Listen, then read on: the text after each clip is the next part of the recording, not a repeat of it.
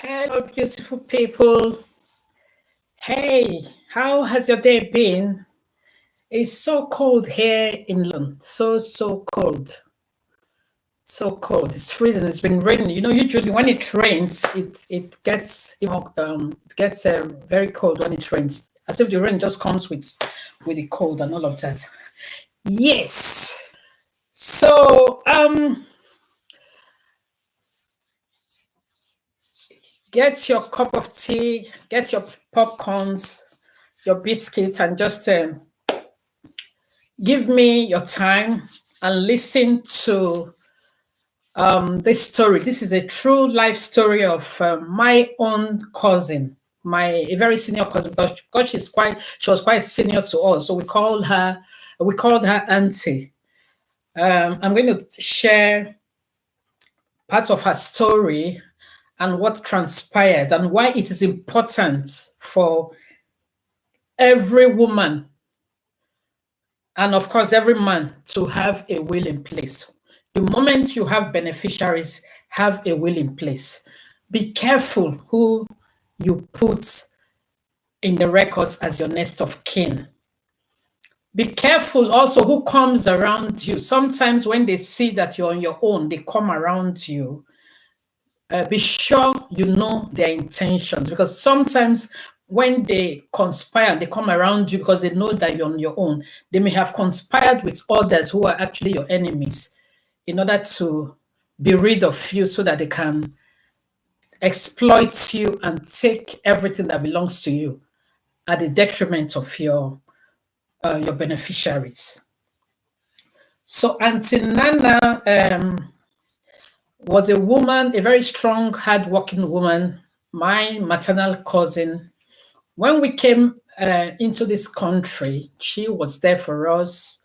She was just like a mother, not only to me, so every other of our cousins, even my brother, who obviously is now based in the US, even when he was here in the UK, she was a woman who had this opened up policy. She loved people. She loved to give. She was very kind, very, she loved family. She's a kind of woman that you don't need to notify her before actually visiting her. You don't need to, despite that she's been here for more than like 30 years, or 40 years, you don't really need to. She wasn't following the typical English protocol of having to notify or to call before visiting her. She had an opened up policy. Her home was like, everybody loved to be around her. And anytime you visit her, there was always food. Even if you came unawares, as she will be chatting with you, she would say, okay, let me just whip up something for you. What would you eat? Before you know, 10, 15 minutes, food is ready. And she was a good cook. She cooked so well. She just enjoyed cooking and she enjoyed entertaining. She just loved it. And she was a kind of person that if you ask her for something, if she has it, she will give it to you. She will give it to you. She was that kind of a person.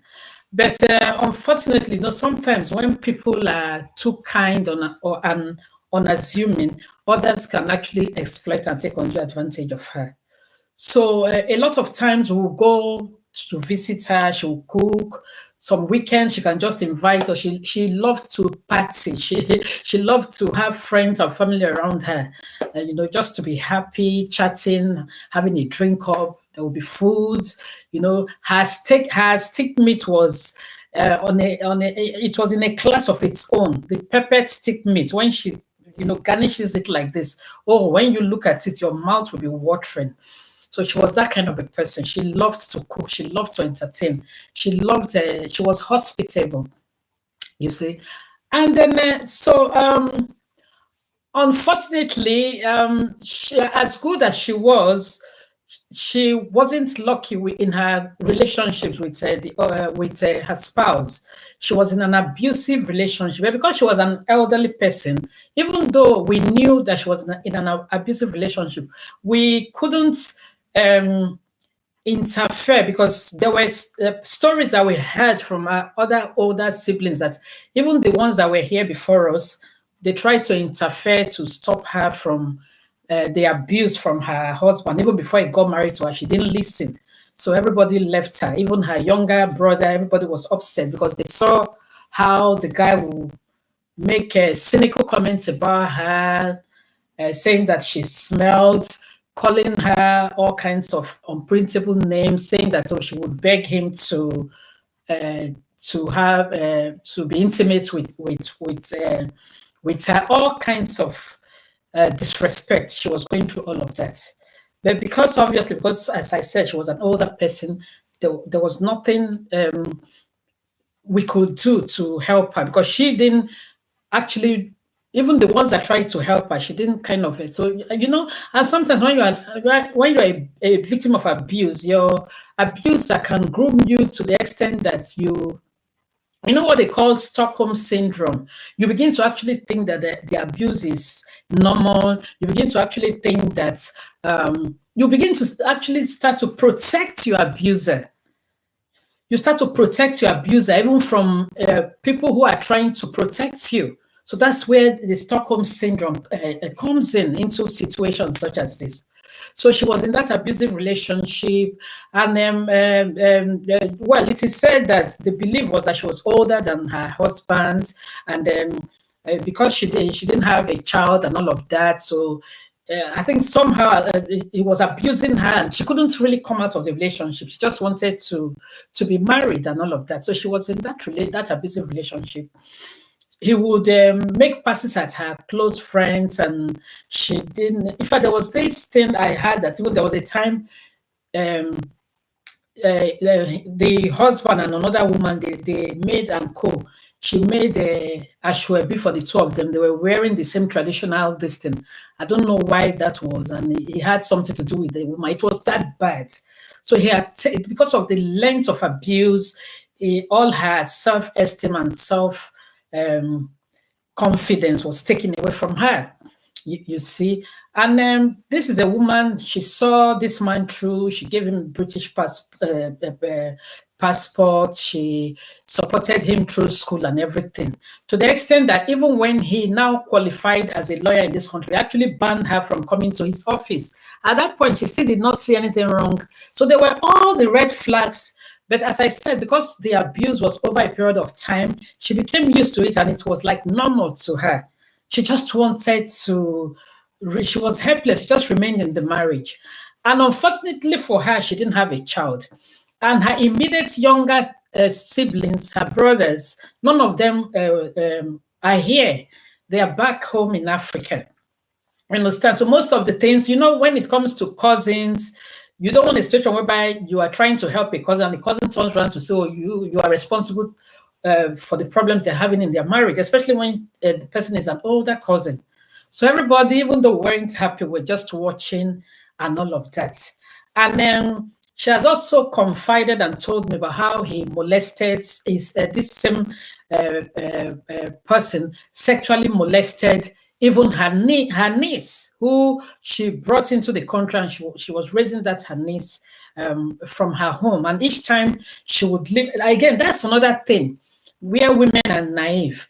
Leaving your niece, your young niece in your home, and then traveling to Nigeria, spending 2 weeks, spending 1 month, sometimes spending 2 months, and you leave your young niece with your promiscuous husband. So all through those periods, he was sexually abusing the niece. As a matter of fact, I had seen with my own eyes, there was an incident years ago when she traveled. I had forgotten my daughter's winter jacket in their apartment. So that day my husband drove me, and we got there, and I ran upstairs to pick up because my deceased cousin was in Nigeria. So I ran upstairs to pick up my daughter's coat. Lo and behold, what I saw with my husband, it was unbelievable. We saw this, my deceased cousin's niece. She was barely dressed, like all her breasts, young girl. Everything was popping out. She was wearing something completely transparent. And she and this man, they were sitting together like a couple and eating from one plate. And I think she was actually sitting on the man's lap. So when I entered, she now shifted and sat, like shifted a little bit and sat close to the man. And when we came out, my husband was like, so what was that? What's going on there? I said, did you see what I saw? But again, the fear of, because you don't want to be the one that will spill the beans and they will say, oh, because this was a woman, like, she is like, there are some women, like, they feel that marriage is what actually dictates, that's what actually kind of dictates who they are. So if they are not married, they won't be respected or nobody. It's like for them, for her, that like the marriage, whether it was in existence or it was just in paper, it was like everything she held on to so vehemently. So, well, the abuse continued. So there was emotional abuse, there was sexual abuse of other friends and family members. So obviously, which was traumatizing her. There was financial abuse. This same man would steal her clothes, take everything and take back to his sisters back in Africa, take back to his girlfriends back in Africa. Even the woman he is presently marrying, he would still, in fact, there was this incident, my cousin actually went into her room that day. It was during the winter, so around 6, 7, she was tired, so she went in and she turned off the light. So maybe he actually thought she was not at home. So he came in from his office. Let me just sip this. I'm going to get emotional. This story, this is a.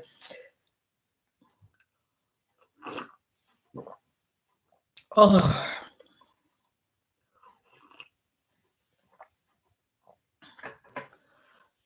So he came into the apartment. He thought she was out because everywhere was dark. She didn't turn on the light. He came into the bedroom with this big suitcase. She told this story herself. Came in with this big suitcase, went straight to her wardrobe, used his phone, the lights from his phone, did not turn on the light. She said she was there watching and was wondering what he was up to. Started packing her clothes. Started packing her clothes from the wardrobe, packed her bags, her shoes, packed. He was stuffing off the suitcase because I was planning to travel. Stuffed up everything, zipped up everything, carried it, and as he was leaving, she now stood up and called his name and said, "What are you doing with my things? So you are stealing my things." The moment he heard her voice, he left the suitcase, jumped out of the house, and ran away. He did not come back until the next day, midnight that day. And from then, what he was now doing, he stopped sleeping in the bedroom with her. He started sleeping on the couch in the sitting room, and he will.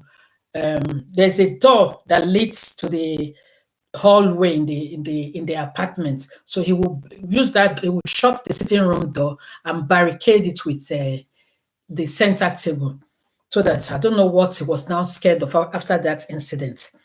And that continued until he now relocated back to go and marry another woman, even without divorcing her here in the UK. So this was the level of abuse. She knew he was married in Nigeria. She didn't file any petition for divorce. She was still expecting that he was going to come back to beg her and all of that. But in his mind, he had already moved on. But even at that, he had his own plans around her estate. So the interesting part, this topic, the title we have is that who is your next of kin? So shifting from, because a time will come, I'll tell the whole story about this abuse, about how my cousin died, and the whole story about how I represented her in court, about her estate and everything, which she was entitled to, which the ex-husband actually used lies and deception and dishonesty to mislead the court in so many things, even using going spiritual to try to stopping him from taking over the estate. That's how desperate and diabolic some men can get. So that is why women, Don't marry a broke man. You see, the most dangerous man that any woman who is hardworking and enterprising should get herself involved with is a broke man. If you marry a broke man and you think that you are supporting the man, you are buying him clothes, you are buying him suit, you are building him, you are helping to lift him up, thinking that when he finds his feet, he will reciprocate that love. Very few men remember. In fact, 5%, 95% of the men actually think that when you are doing all those things, they think that it is their entitlement. They think that you are doing it because they are better off than you, or because you are desperate, or because what. So don't think that any man that you help to build is obliged tomorrow to remember your loyalty and your support.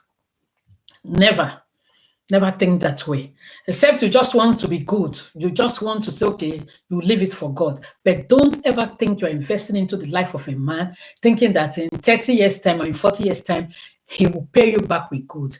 95% of the times, he will, after he's satisfied with using you and draining you financially, emotionally, and otherwise, he will dump you and move on to his next victim.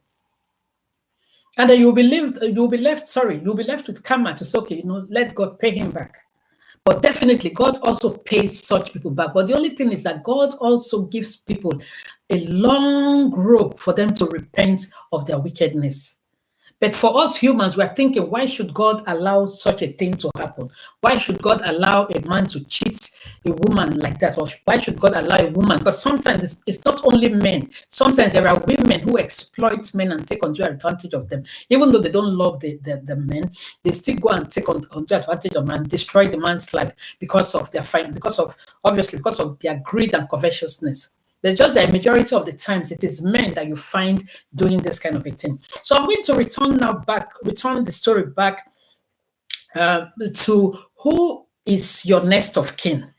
Now, whilst all of this was going on, this man had returned back. We did not know, my deceased cousin did not know that another cousin of ours who had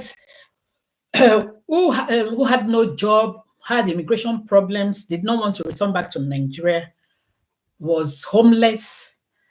And this deceased cousin took her into her home to help her, because at that time there was a new law in the UK where landlords were being penalized if they rented the apartment to anyone who did not have a right to remain in the UK. So a lot of people were struggling that period to get to rent a place because they were being asked for their passport and all of that. So she had this problem, and my deceased cousin now took her in for her to stay.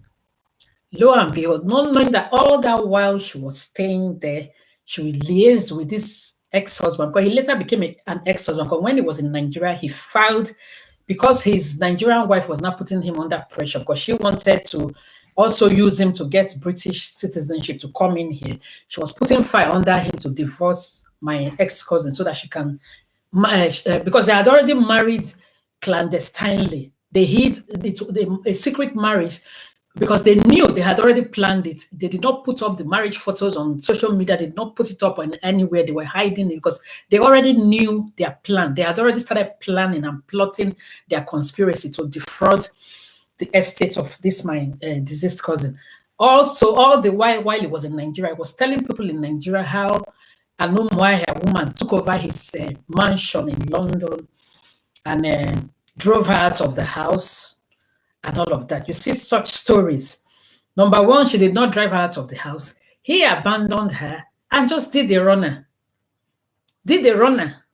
Unceremoniously. Number two, it's not even a mansion, it's a flat. It's a 2-bedroom flat. But he was telling people, all that care to hear in Nigeria, that he had a mansion in London, an Umuahia woman, that this is why Umuahia men don't marry them. Umuahia woman took over his mansion. It is a 2-bedroom flat. A 2-bedroom flat in an estate. If you know how London estates are, there are about more than 40 flats in that estate with a 3-story building. So one of those flats, a 2-bedroom flat, who was the original owner of that flat? She was, when she came into this country, she was entitled to, she rented that flat from somebody else who was based in Nigeria. Later, because the person was based in Nigeria and she had her little niece who was living with her, so she was paying the rent and the court gave her the flat.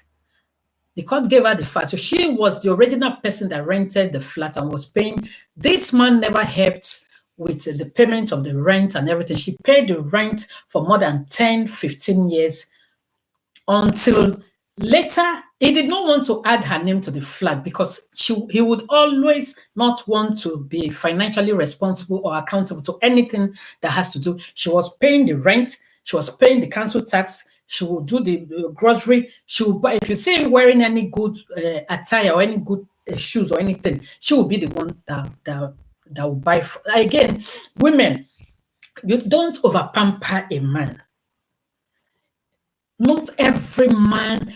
You will go and do a man that doesn't buy nothing for you. He goes to the shops. He buys for himself. This is a man. He goes to the stores. He will, even water, bottled water, he will buy for himself and he will put label. No, let nobody touch this bottled water.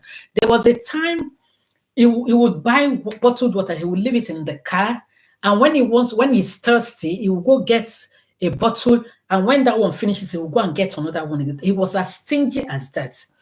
Another thing, as women, one thing you must know from the inception, during courtship, if you start pampering a man, you are always the one giving. You're always the one buying him gifts. You're always the one supporting him, buying him everything. By the time he becomes used to you buying always and giving to him, he will never think that it is obliged as a man to even buy you, not even a perfume, not even a 50 pounds perfume. What is 50 pounds? Not even a 10 pounds perfume, he will not do it. Because you've already taken his role. He has sold his birthright to you, so you've taken the role. You are not the man in the relationship. You're not the man in the relationship. So once it masters him, I remember years ago, even my older sister and her husband, he will buy wrappers for his mom, send to his mom. And the wife will follow him to the stores to do the shopping. He will buy maybe like 5 sets or 6 sets of different wrappers for his old mom. The wife there that followed him to the shopping will not even buy her one. And she did not see anything wrong in it. In fact, there was this story she told about how they went to the pharmacy to get some medication. He bought some medication for himself and his mom. And then she picked about 2 or 3 for herself and I think her children. The man separated his own, paid separately for him, the one he bought for his mom and himself. And she said unconsciously, because she was already used to him not doing anything for her, she didn't even say anything wrong. She actually brought out money from her wallet and paid for herself and the one she bought for her children. That was later when she got up, she said, hang on a minute. This man actually bought some medication for his mom and for himself, paid, and then I had to pay for the medication for his children. So you see, the financial abuse sometimes is the women that encourage it. So when a woman has become independent for so long, so again, how would you even make this man value the relationship when he has not invested anything into the relationship? Because what you value, when you value something, you want to invest into it. And when you have invested into a relationship, it will be difficult for you to destroy that relationship because you think about everything you have invested financially, emotionally, psychologically. You will think about it and then you stay put. But when a woman has taken the role of a man and she's doing everything, she's the one doing the shopping, she's the one doing the buying, she's the one doing the petting, she's the one doing everything. The man has not invested anything in the relationship. That's why it's very easy. He will just walk off with another woman. It was just walk. I was listening to the story of one man, one Nollywood movies actor that married the wife one time. The wife was rich and everything, and somebody was saying now that he has his own money, now this is the time he wants to be a man. He really wants to take care of a woman. So I'm like, so all the investment that his wife did, thinking that she was helping him. He wasn't even happy. He felt that she was not allowing him to be a man. That he used that woman's, the foundation that that woman built, that as a stepping stone to where he is today. So women, don't be fooled. Money cannot buy love. Except you just want to say, okay, you are just investing into the life of a man.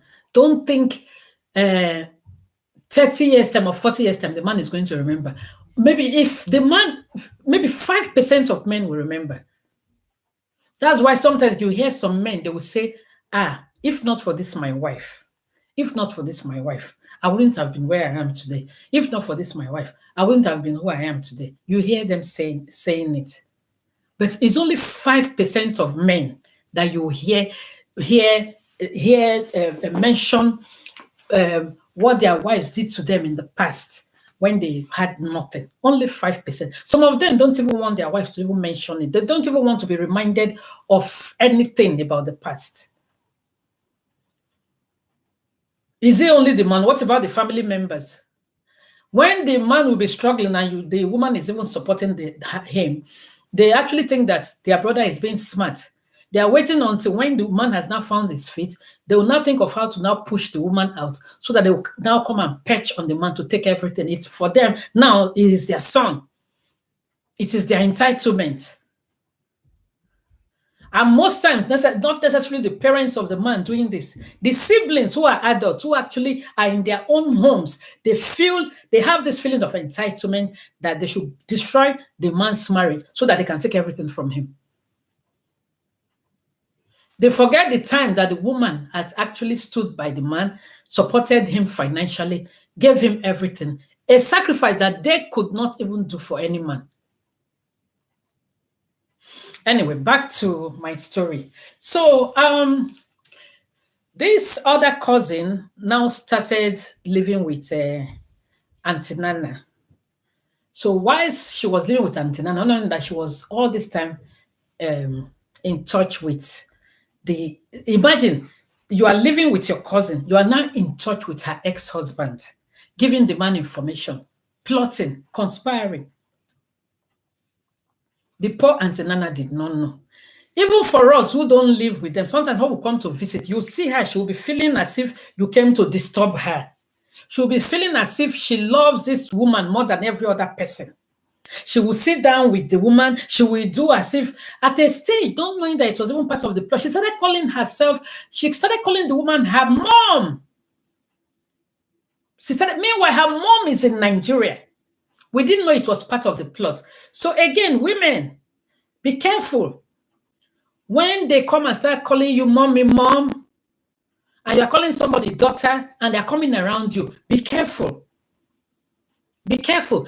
She kept on introducing my cousin as her mother. We just felt that, okay, maybe she wanted to make the woman happy because the woman didn't have any biological child of her own. We didn't know it was part of the plot. We didn't know the target was this woman's flat. They were targeting this woman's flat. We didn't know. So every information about this woman, she was the middleman. She was betraying this woman, giving all the information to the ex-husband. The woman had, in this country, when you in your health records, then they will ask you who is your next of kin. After she divorced the man, she was now asked who is her next of kin.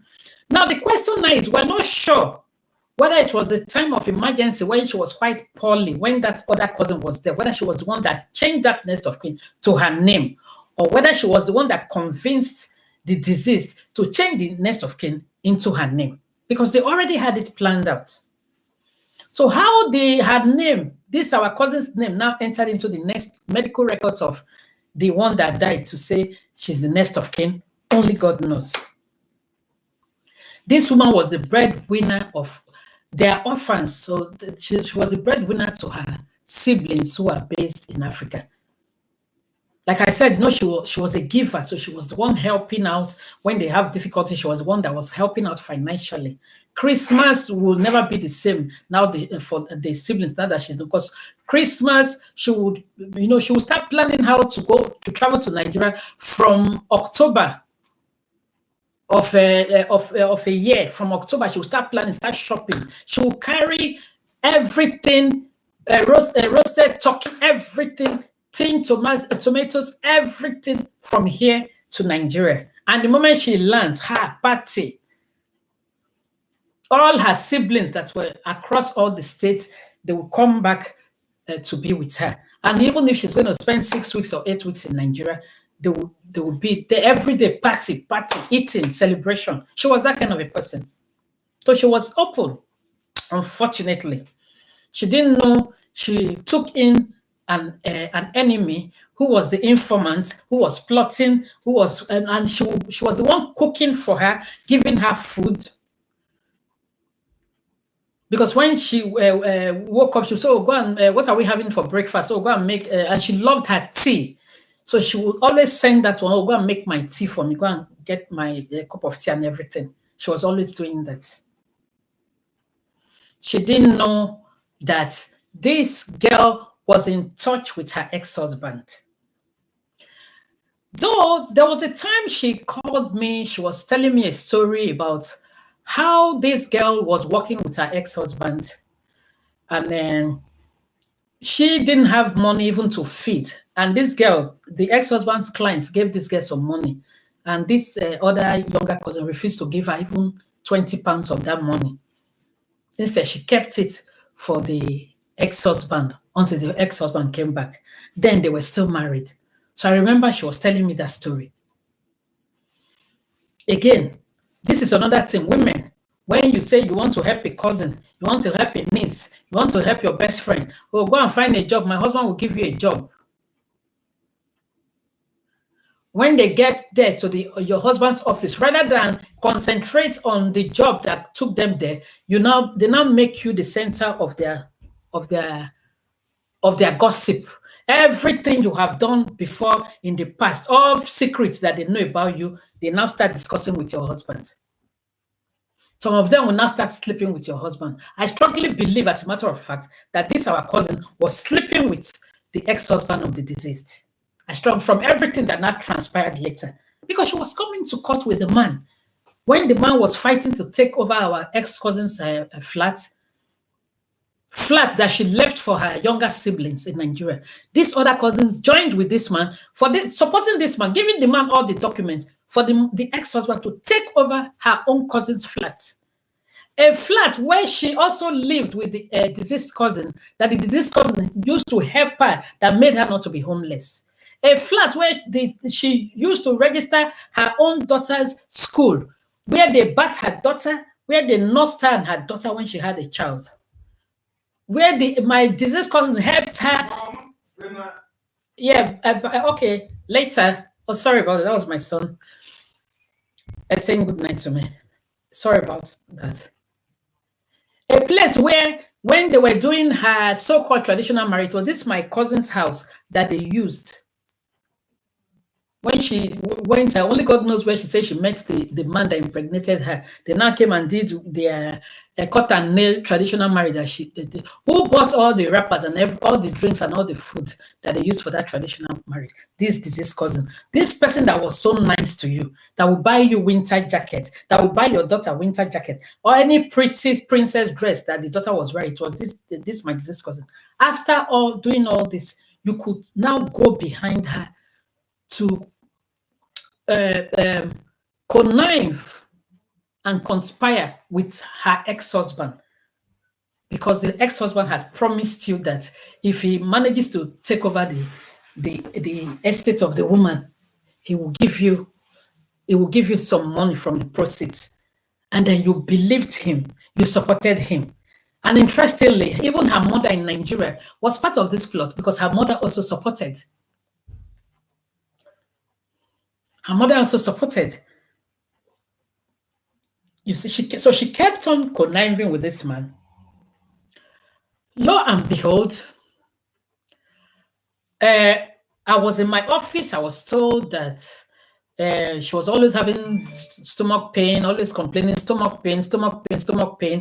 And each time she was having stomach pain, she kept on pointing accusing fingers at her ex-husband, saying that she knows this man, she's having premonition that this man is after her.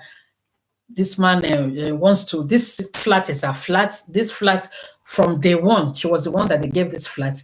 The only mistake she made, the man now brainwashed her into adding his name.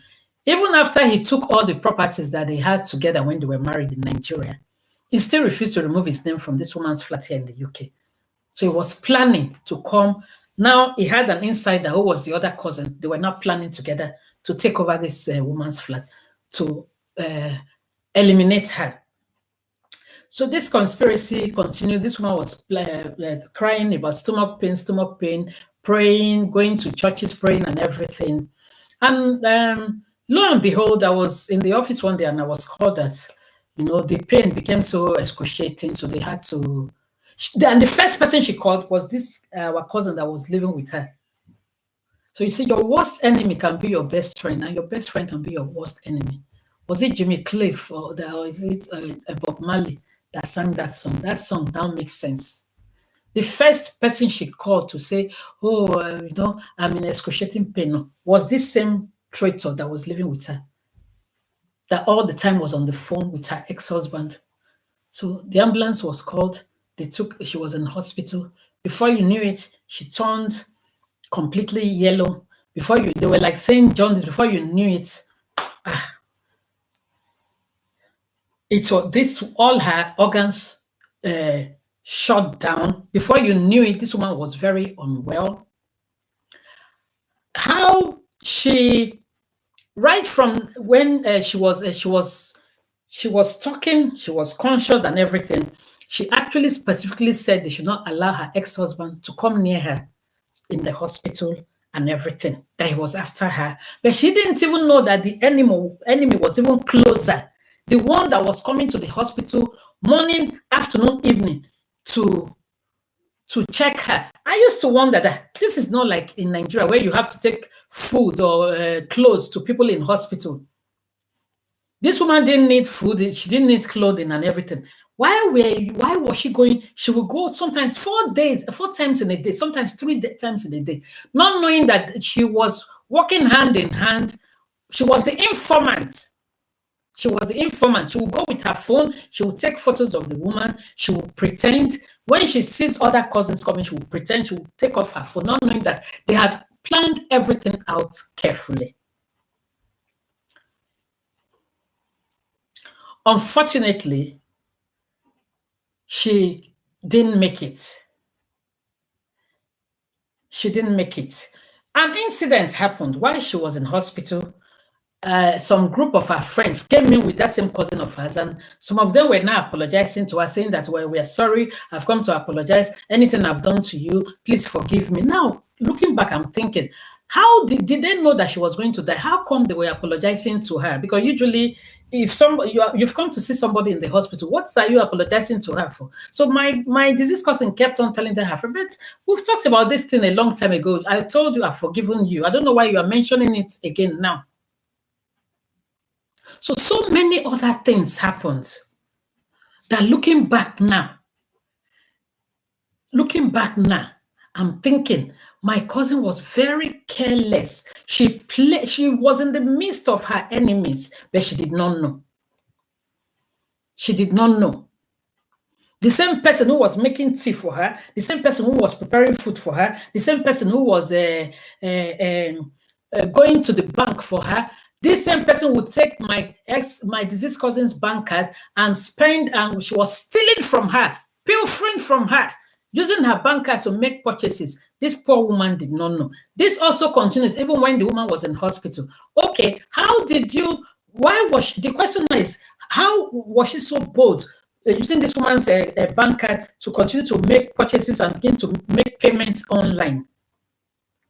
How did she know that the woman was not going to be able to make it? Because if she had been okay and then she had been discharged from the hospital, of course she will find out that you are the one that made those illegal purchases with her card, because she was the one that carried the bag. She was the one that would go to her phone, taking all the contacts, everything. Up to today, nobody even knows where she kept this woman's 2 phones. Nothing. Nothing. She was the one that received, even went and compiled a WhatsApp group.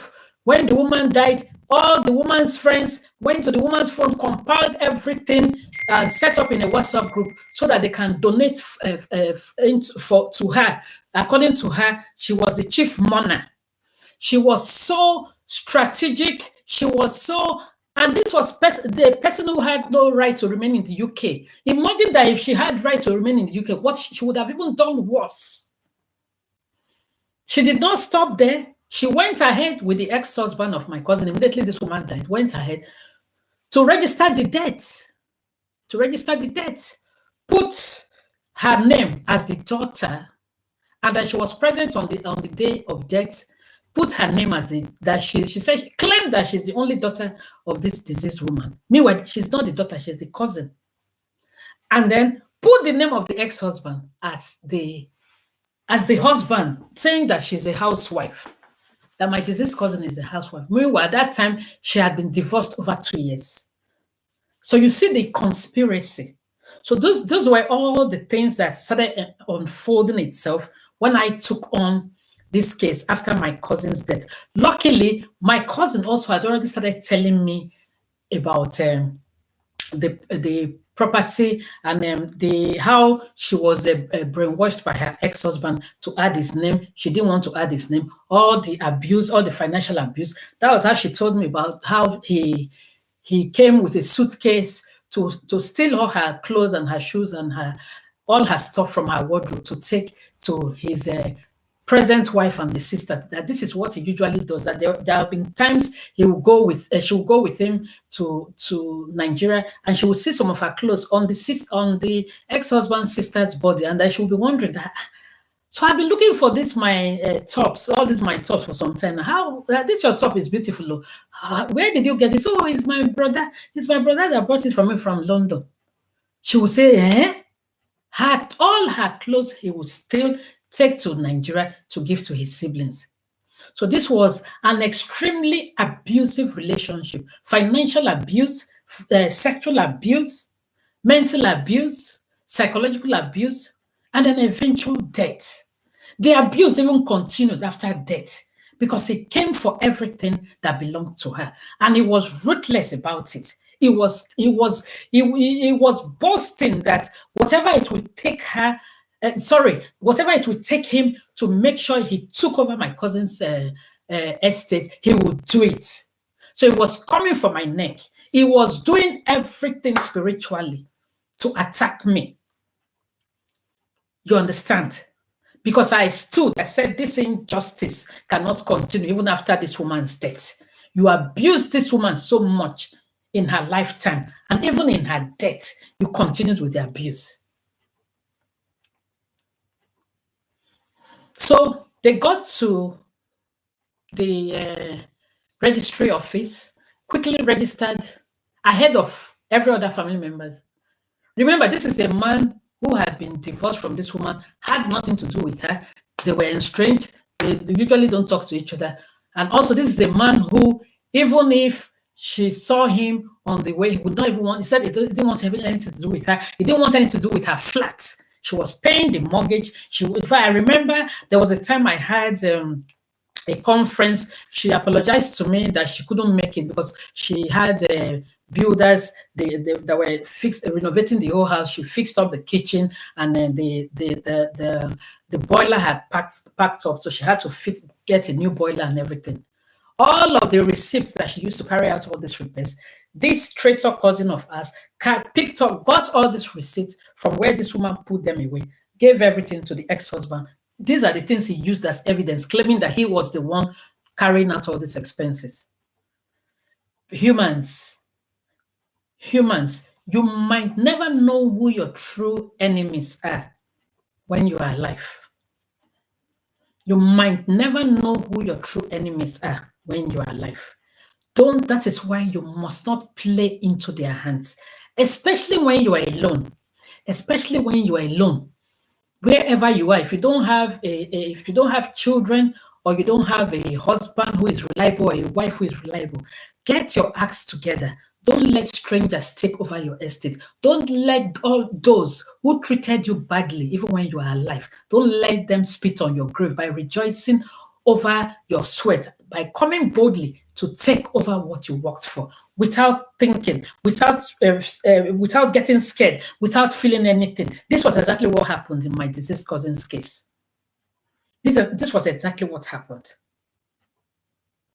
A man who wanted nothing to do with her and her flat, immediately she died, jumped into the flight, the next available flight, came into the UK, connived with a cousin who was living with the deceased, and they started with their conspiracy. Ran ahead, got the death certificate saying that the cousin is the daughter and that he is the husband. So this is how desperate and how mean and vicious humans can be. They never mourned this woman one day. All they wanted was to use the debt to their financial advantage exhaustively. They forget that it's only money. It's only money, but karma never ever forgets. Karma never forgets people's address. Karma will one day come knocking, no matter how long it takes. Karma. So, armed with the death certificate, they started making all kinds of claims to the woman's estate. This cousin of ours set up a WhatsApp group, started contacting all the woman's friends because she sees her handbag where she had her notepad, where she had names of her friends, addresses, telephone numbers, her telephone also. She pulled out all the telephone numbers, started calling people. When she's calling them, she'll be pretending as if she was crying. She'll be crying, oh, blah, blah, blah. Her mother is dead. Her mother is dead. Even there was something, looking back, there was something I noticed even in the hospital. She kept on telling the nurses that, oh, that's my mother. I'm the only daughter. We did not know that she had it all planned out. We thought she was just like, trying to make our cousin happy because that one didn't have a child. We didn't know she had it all planned out. So that's my mommy. She will go to the nurse's reception. Oh, I'm the doctor. That's my mommy. Not knowing that she was registering her presence everywhere. She actually, looking back, that she was the one that put her name as the next of kin when that woman was in her most vulnerable state. Because when they were taking the woman into theater, she was there. I was at work. So she had it all planned out. Because of what? Because of a flat. A flat that this woman had owned over 30 years ago when she came into this country.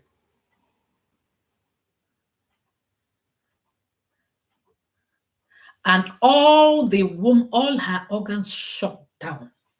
Remember, this is a woman who went for a party on a Saturday. There was nothing wrong with her. She went for a party on a Saturday. On Sunday, she was in excruciating pain.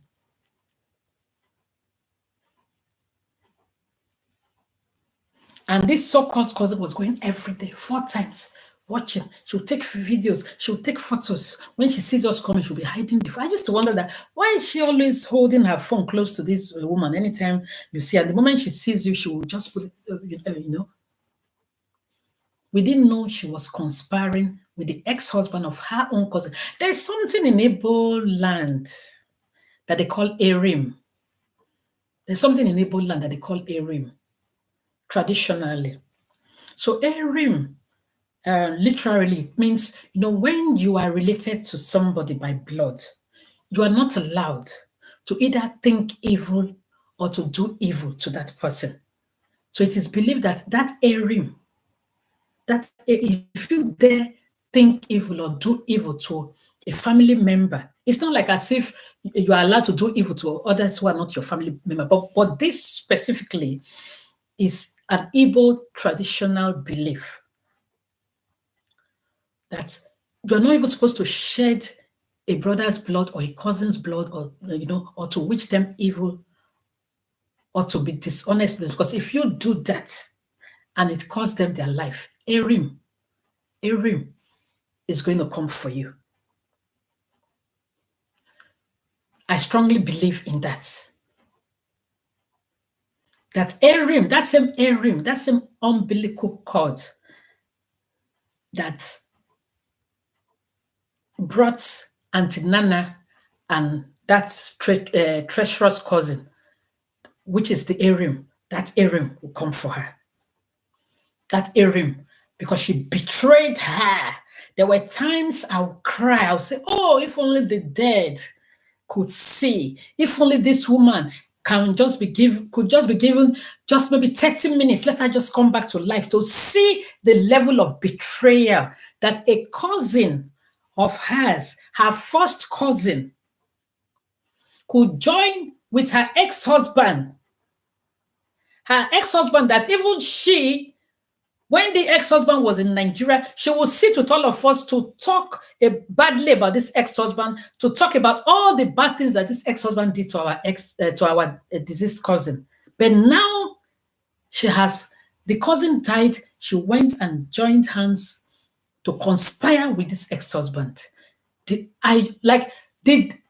day we went to court, the first court hearing, I was shocked. She was in court. Our cousin was in court. She pretended as if she did not know me. She was with that man. As a matter of fact, she came to court with the man. They took Uber together. Anybody you tell this story, all they want to say is that this man has been sleeping with her right from when my deceased cousin actually helped her to say, let her go and start working with the man, that this man has been sleeping with her. But that is why women, don't trust too much. Don't trust anybody. Don't trust anybody.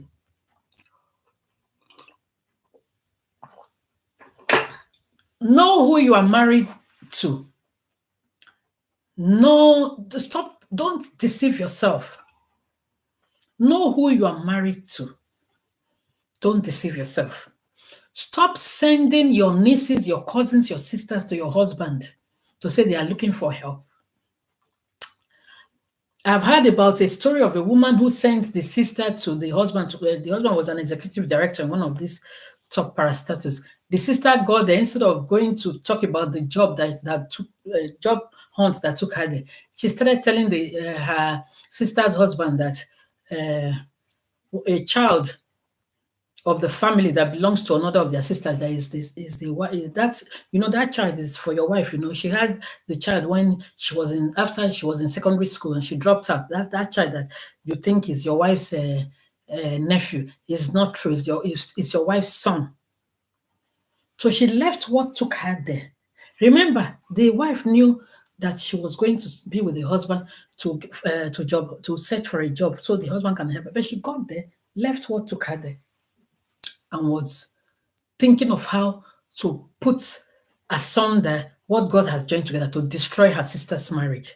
So it is not always when you have a good intention to help people, it is not always that they actually appreciate it. The more you are being good to them, the more they are, hurting. When people hurting, it is said that hurting people, they hurt. No matter how much you want to be good to them. In fact, the more you are good to them, the more they are angry that you are even good to them. They are thinking of how to bring you down.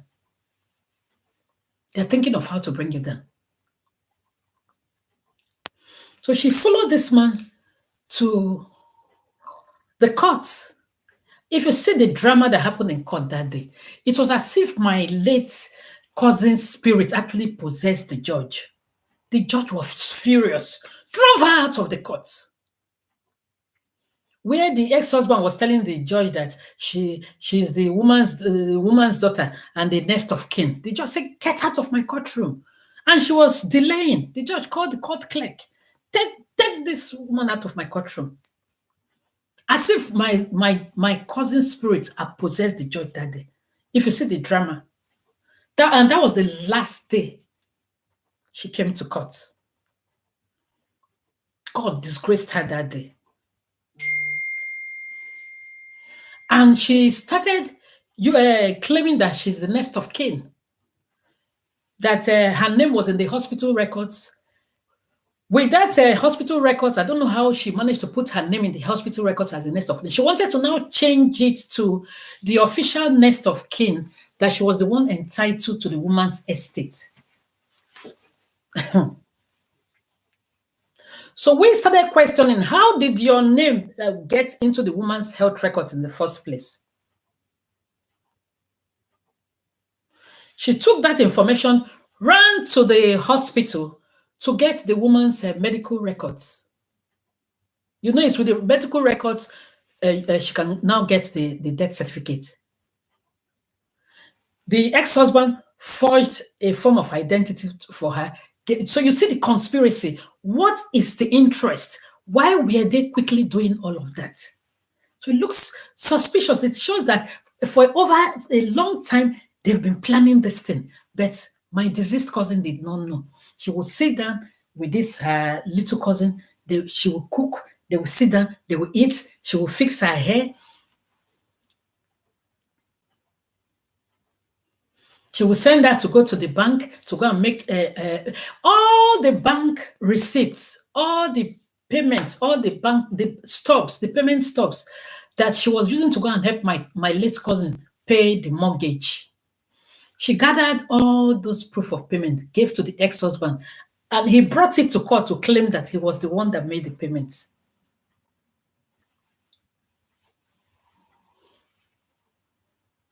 He brought it to court that he was the one that made the payment. He claimed, he lied that he was the one that made the payment, that even though he was in Nigeria, he was the one that made the payments. Who gave him all the bank stubs and the payments?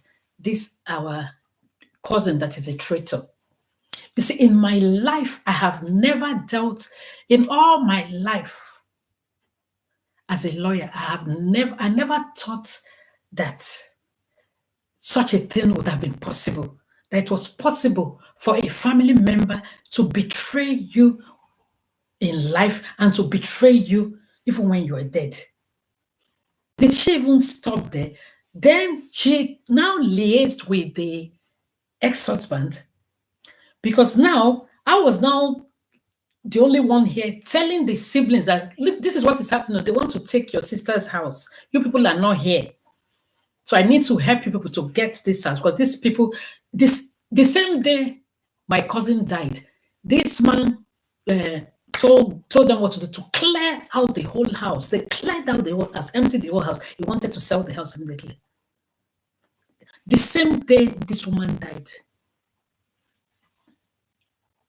The same day this woman died.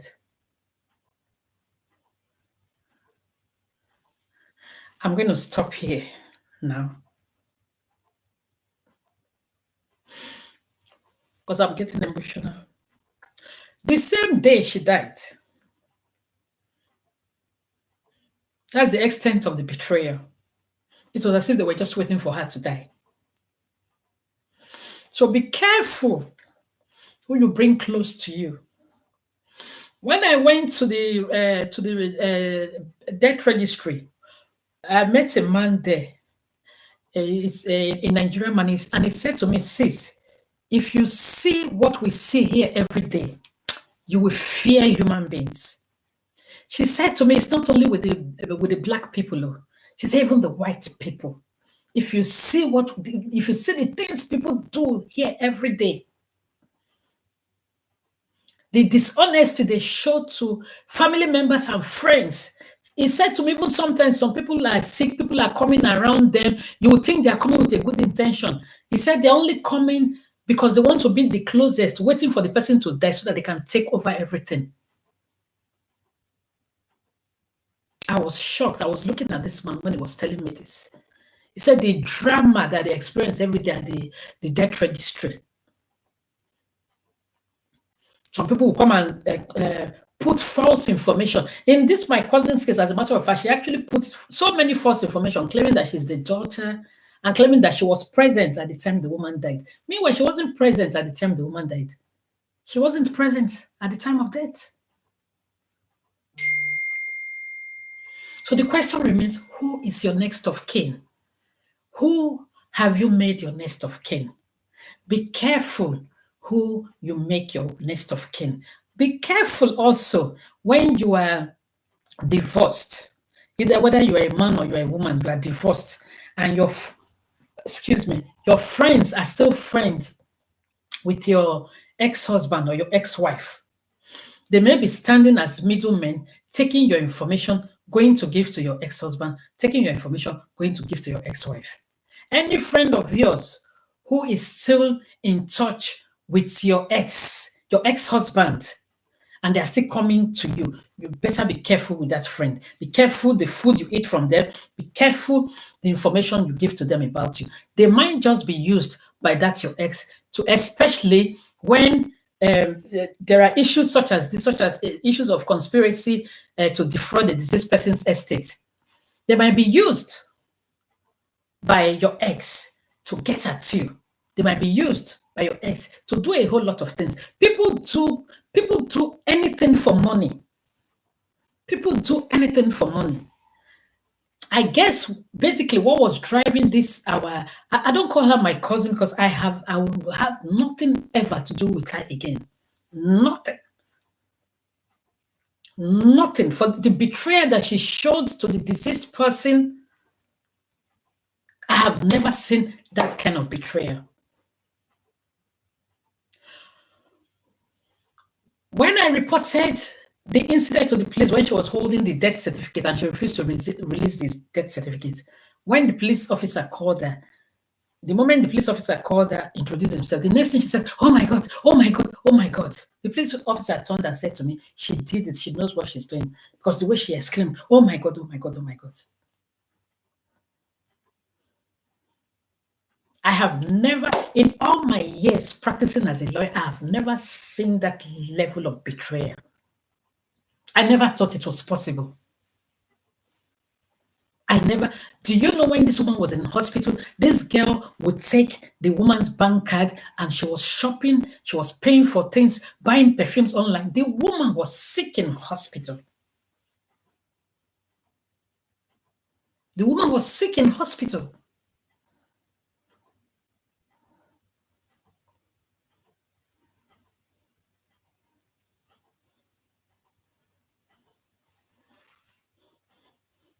So the level of betrayal was too much.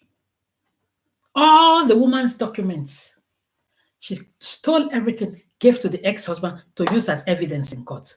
Your own cousin, your own first cousin, the deceased person's mother is the older sister of this traitor's mother. Same mother, same father. So they are first cousins. As a matter of fact, she was the one that brought this girl into this country, paid for her ticket, everything. Brought her into this country.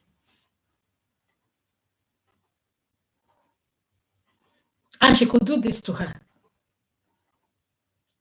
In my subsequent videos, I will show a picture of the two of them. Anytime you see her, she's clinging close to the woman, clinging.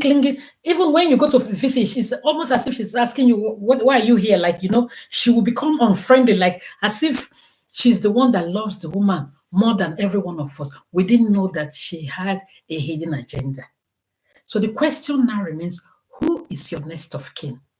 Be careful. Who is that person that is coming near you? Especially when they know that you don't have a child or your children are still young. What is their intention? It could be a friend.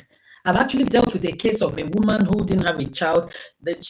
Her friend actually followed her to my office several times to say, okay, this is my friend and my best friend, just in case anything happens. What happened at the end of the day? When this woman died, the friend sold her property, even cut off, did not want to give me a heads on as to what happened to the woman's estate. But I just couldn't be bothered because how many of these cases am I going to follow up? I'm not second Jesus.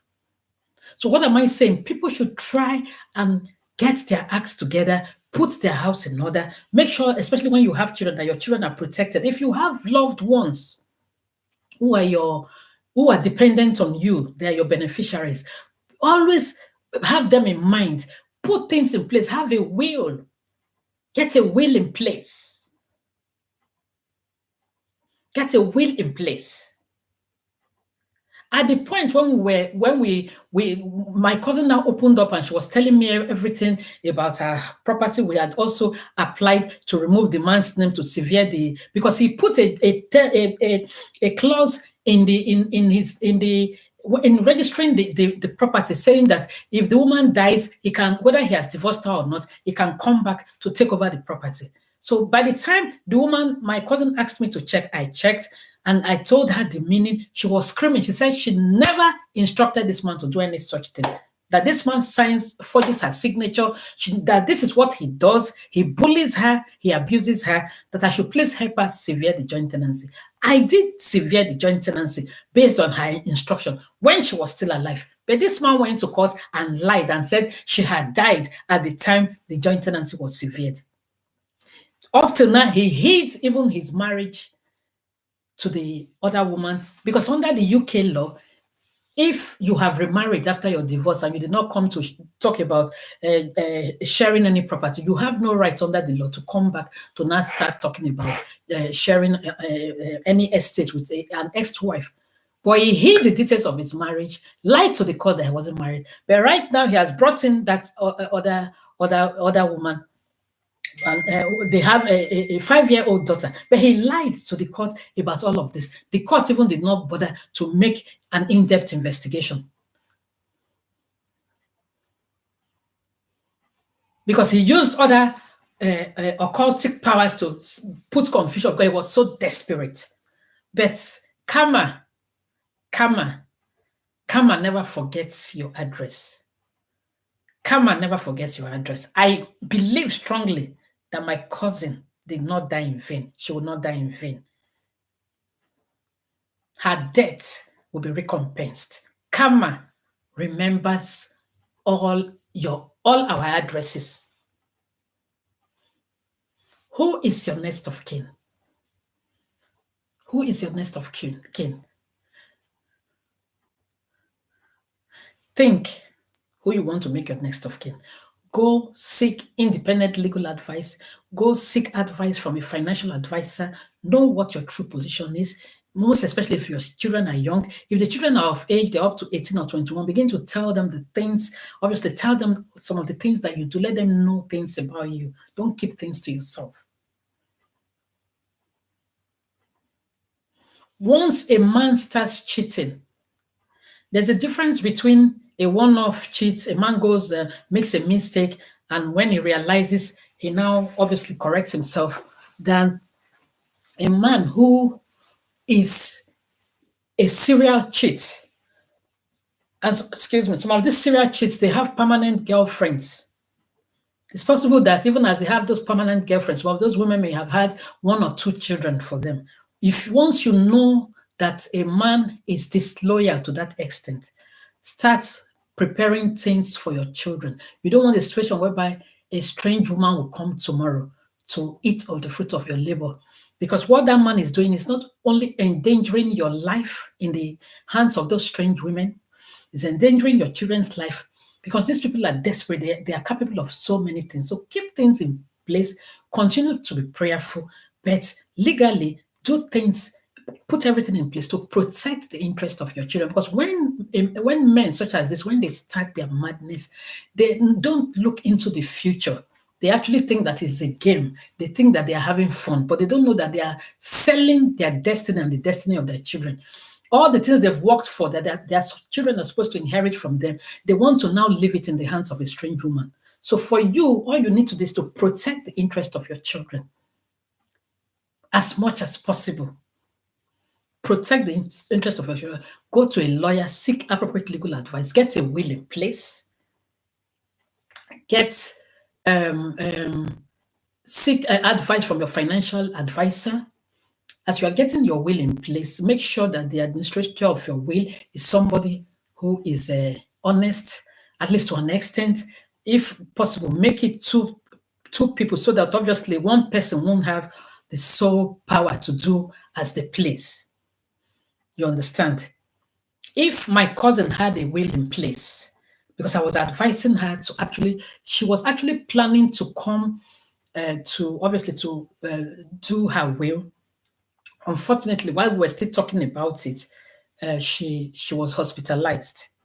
The only thing I regret when she was hospitalized, because she was still conscious, I would have actually gone to the hospital to actually take all the instructions, because I knew she had already told me the story and everything. All I needed to do was to ask her what she wanted to be, the percentage of her estate she needed and everything, and then take it back and then get a witness and then just sign everything. But because we were overwhelmed with her illness, going back and forth and everything, I didn't know it was going to result. It was going to turn out that way. You see, because this is a woman who was actually planning to go to Nigeria that same year. So she was hale and hearty. There was nothing wrong with that. And then suddenly, boom. Because of what? Because she brought in traitors into her own home, and she was living with an enemy who is supposed to be a family member under the same roof. This traitor was eating her food, drinking her water, drinking her enjoying the warmth in her home, but behind conspiring and working hand in hand with an ex-husband so that they can take over her flat. Unfortunately. Now, who is your next of kin? Be careful who you want to make your next of kin. If you don't have a will, get a will in place. If you don't know how you want to get a will in place, you want to seek professional advice, you can call me because I'm a qualified solicitor. You can call me on 076 078 28788. The number again is 076 078 28788. I can give you 10 to 15 minutes free advice over the phone if you are thinking about getting a will in place and all of that. Then after that, we can have a consultation. With £100 or £150, you can get a will in place. There's no big deal about it. It's between £100 and £150, depending on how big your estate is. Protect your children. If you have a philandering husband, don't let it. You don't want a situation whereby if something happens to you, this same philandering husband now takes everything that you have worked for to go and start his life with a strange woman at the detriment of your children. So the moment you have a philandering husband, protect the best interest of your children. Make them your next of kin. Especially if your children are over 18 years, they are 21 years, 22 years, 25 years, or 30 years, make them your next of kin. Don't let again, things happen because a philandering man is a disloyal man. He may go to be with another woman, and we've had cases where, because this is what happened in my late cousin's case. This man all the while was in Nigeria telling his new wife in Nigeria that he has a mansion in Nigeria that an Umaya woman took from him. He did not tell her the real story, and she could not. Women, they can't be bothered as far as it's money. Bring it, let's eat it. Because she herself, she came also with her own agenda, which the man will get from her later. The same thing he did to my cousin, this new woman will do it to him. It's just a matter of time. She will take the British passport, take everything, and dump him like a hot pot of coal. So we are all waiting. It's just a matter of time. There is no two ways about it. You understand? So once a man is disloyal and is getting himself entangled with another woman, men, they are like babies. He may not even understand that woman is coming with her own agenda. She wants a part of a share of the national cake. He thinks it's sex and romance that is making that woman stay, or because he feels that he's cool. But the woman is coming with her own agenda. So they may now start in their wild wind of romance, start planning on how to eliminate you, to eliminate the wife. So if you don't make the mistake, you think that this is a joke, they will eliminate you, push your children out of the way, take everything you've worked for, and then him and this new woman will now start enjoying the fruit of your labor. And the new woman one day also will end up killing him and then run away, because what goes around comes around. But don't give them that opportunity. Secure the future of your children. Secure so that even if you are not there, even if they do anything bad, at least your children will not lose out 100%. So remove that man from being your next of kin. Put your children as your next of kin. Put your children in your will. Protect the interest of your children. So that when the time comes, they are not going to, children from the previous relationship don't matter no more to them. That's how foolish some men can get. So for you as a woman, protect your children. Protect your children. Make sure that everything you're working for belongs to your children. Don't give them that opportunity. Because if my cousin had a will in place and had willed everything to her, because she didn't have a child. So under the UK intestacy rules, she didn't have. If she didn't have a child, she was an orphan. She didn't have parents. So the next people who are in line to inherit her estate are her brothers. They are her brothers, but the brothers now are denied this estate, which obviously they would have used to also help themselves and all of that. So it's very painful. And to think that another cousin was in the middle of this whole conspiracy to defraud a deceased person's estate. So be careful, because she went about saying that she's the next of kin, she's the next of kin, she's the next of kin. Even when I applied for the letter of administration, she went on writing letters saying that she's the next of kin, she's the daughter. Until I started writing letters telling people that she's not the daughter. I gave them her mother's name, gave them the details, her date of birth and everything. Her mother is in Nigeria. She's not this woman's daughter. She's claiming here that she's the woman's daughter. So this is how horrible people can get. Be careful who comes around you. Be careful who you make your next of kin. Be careful when a man starts showing you disloyalty. Because at that time, when this man was stealing my late cousin's clothing, stealing her shoes, stealing her bags, taking to his now his present wife and his siblings, those are red flags to show that this man had complete and total disregard. He had no respect for her. He had no respect for her at all. But she still continued to because she just wanted to be married. Anyway, I'm not going to start shifting blame on her now, because she's no more, I even really don't, it's really very painful. Some of the things that some men actually do to women who have been there for them. It's really, really very sad. I hope you've been able to, if you've been blessed by these few revelations from my cousin's very bad experience, which I was part of. This is a true life story that I was part of. I would like to have you ever experienced anything like that, or are you going through any kind of problems or issues with your ex-husband or even your present husband or your wife at the moment? Just comment, I would like to know your thoughts on this. If there's a story or any other story of abuse, either financial abuse or emotional abuse, that you think you want to share with me, please get in touch with me, and then obviously we'll talk about it so that we can share this. This is what this platform is. Sometimes the problem halved is a problem solved. So let's contact me. Let's talk about it. Let's share it, even if you want to do it anonymously. I don't mind, so that people can learn and then grow and then get empowered, so that they don't make the same mistakes that others have made that actually sometimes cost them their life. Thank you very much for watching. And in rounding up, one thing I must say, when God places people in our lives, especially people who God has placed in our life, God has used those people to help us. If we cannot even say thank you, if we cannot even say show any level of gratitude, can we please not hurt them? Can we please not conspire to hurt them? Can we please not conspire to send them to their early grave? Even if, let's say, the ex-husband and this cousin, they were not directly involved in the death of this woman, but their actions, the betrayal, the backstabbing, the hurt, the pain, the abandonment, and the rejection, all can actually compile together to start causing this woman health problems that led her to her early grave. So when God places people in our lives, and now he's gallivanting around with his new wife and daughter, doing school run, now he wants to be a good husband. But these are the things he did not do for a woman who saw him through school, who brought him into this country, who fed him, clothed him, gave him his British passport, who took him from poverty and made him somebody who is independent today.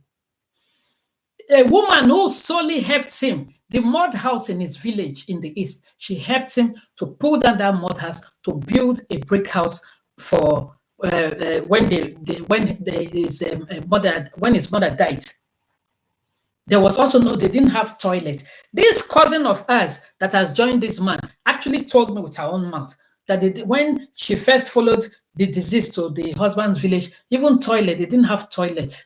That it was in the bush that they go to do the other one. That early mornings when they want to take their bath, they'll put sticks and put a wrapper and then quickly take their bath and run in. It was my cousin that now built a toilet and a bathroom for them in the village. If such a woman can do everything, took care of the man's mother's funeral, took care of the father's, spearheaded everything, did everything, and then you can sit and now wish that this person is no more, so that you can, and then you come and you formulate things in court to take over the woman's estate without thinking about.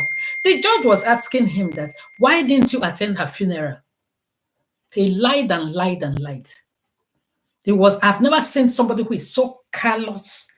He was so callous. And if you go on this man's Facebook profile, this is why I'm suspicious of these people who quote the scriptures, who carry the Bible, who says they know God. You see this man quoting scriptures.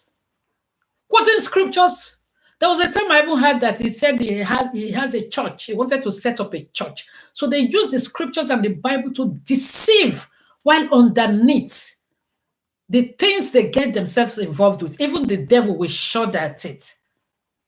Anyway, we leave him to God. And for the betrayer, who is the cousin, we leave her to what the Igbos call Erim. We leave her to Erim. Because what goes around comes around. Thank you very much for watching. Thank you. Each time I talk about this compelling story, I get really, really very, very emotional. But it is well. It is well. It is well. Bye-bye.